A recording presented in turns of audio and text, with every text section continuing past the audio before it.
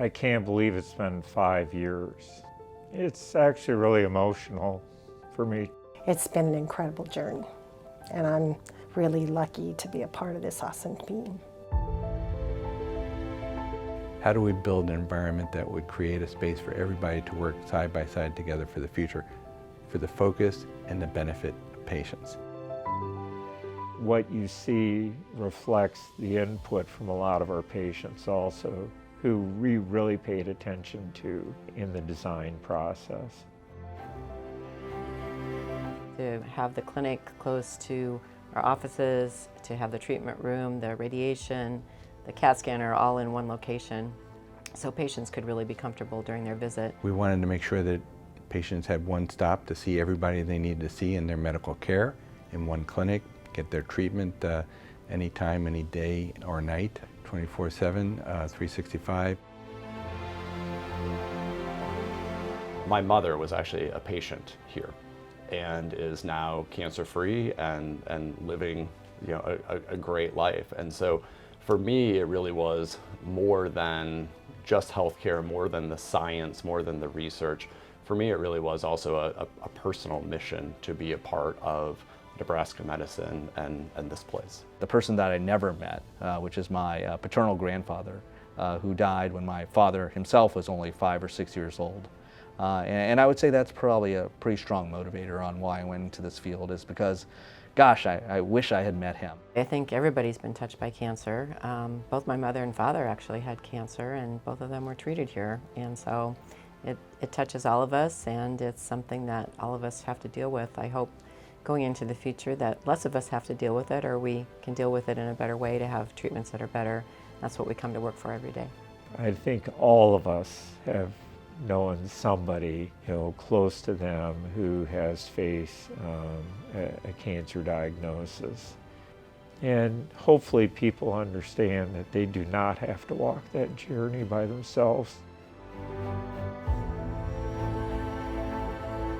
Well, Nebraska medicine is my home. That's where I grew up, and as I said, I've been here for 42 years. The design of the building is beautiful, of course, and it's visible from many places in Omaha, and I think it acts a little bit like a beacon for many people as a place where there's the surety that they're going to get good care. We created a cancer hospital where every single person who works in the facility, the nurses, the pharmacists, the environmental cleaning services, the restaurant, coffee shop, the patient resource center, everybody who works here knows that they're all working to help cancer patients. Watching people that I interact with on a social basis when I say that I work in cancer at Nebraska Medicine, it's just joyful to hear almost every single time they have some connection to this place. This is an awesome place, and I'm so proud of the people I work with. Ultimately, I think we're going to cure cancer. And the work that's being done here is already leading to so many more patients surviving cancer or living with cancer long term than I ever thought was possible in my career or in my lifetime.